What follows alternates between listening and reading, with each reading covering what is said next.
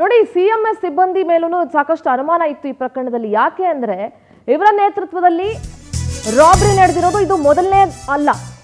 CMS ಸಿಬ್ಬಂದಿ ನೇತೃತ್ವದಲ್ಲಿ robbery ನಡೆದಿರೋದು ಇದು ಮೊದಲನೇ ಸಲ ಅಲ್ಲ. ಬೆಂಗಳೂರಿನಲ್ಲಿ ಸಿಎಂಎಸ್ ಸಿಬ್ಬಂದಿ ನಿರ್ಲಕ್ಷ್ಯದಿಂದ ಲೂಟಿ ಮೇಲೆ ಲೂಟಿ ಆಗ್ತಾ ಇದೆ. ಕೋಟಿ ಕೋಟಿ ದರೋಡೆ ಮಾಡಿರೋದು ಇದು 9ನೇ ಪ್ರಕರಣ.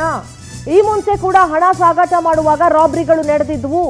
ಅಶೋಕ್ ನಗರ, ಮಡಿವಾಳ, ವಿಲ್ಸನ್ ಗಾರ್ಡನ್, ಜೆಪಿ ನಗರ ಸೇರಿದಂತೆ ಹಲವು ಕಡೆ ರಾಬರಿ ಪ್ರಕರಣಗಳು ನಡೆದಿತ್ತು.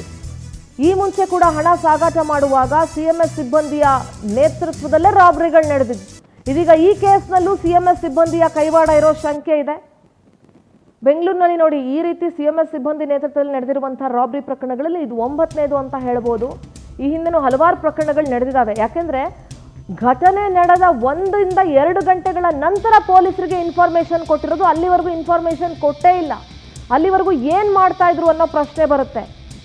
ಆ ಇನೋವಾ ಕಾರ್ ಮೇಲೆ ಭಾರತ ಸರ್ಕಾರ ಅನ್ನೋ ಸ್ಟಿಕ್ಕರ್ ಇರಲಿ, ಮತ್ತೊಂದಿರಲಿ, ಮಗದೊಂದಿರಲಿ, ಗನ್ಮ್ಯಾನ್ಗಳನ್ನ ಕೆಳಗಡೆ ಇಳಿಸೋವರೆಗೂ ಏನು ಮಾಡ್ತಾ ಇದ್ರು, ಯಾಕೆ ವೆಪನ್ಸ್ ಯೂಸ್ ಮಾಡಲಿಲ್ಲ, ಆರ್ಮ್ಸ್ ಯಾಕೆ ಯೂಸ್ ಮಾಡಲಿಲ್ಲ, ಆಸ್ ಅರ್ಲಿ ಆಸ್ ಪಾಸಿಬಲ್ ಯಾಕೆ ಪೊಲೀಸರಿಗೆ ಇನ್ಫಾರ್ಮೇಶನ್ ಕೊಡಲಿಲ್ಲ, ಈ ಎಲ್ಲ ಅನುಮಾನಗಳು ಮೂಡ್ತಾ ಇದೆ. ಸೊ ಹಾಗಾಗಿ ಸಿಎಂಎಸ್ ಸಿಬ್ಬಂದಿಯಿಂದ ಅವರ ನಿರ್ಲಕ್ಷ್ಯತೆಯಿಂದ ನಡೆದಿರುವಂತಹ ಲೂಟಿ ಇದು ಮೊದಲನೇ ಸಲ ಏನಲ್ಲ.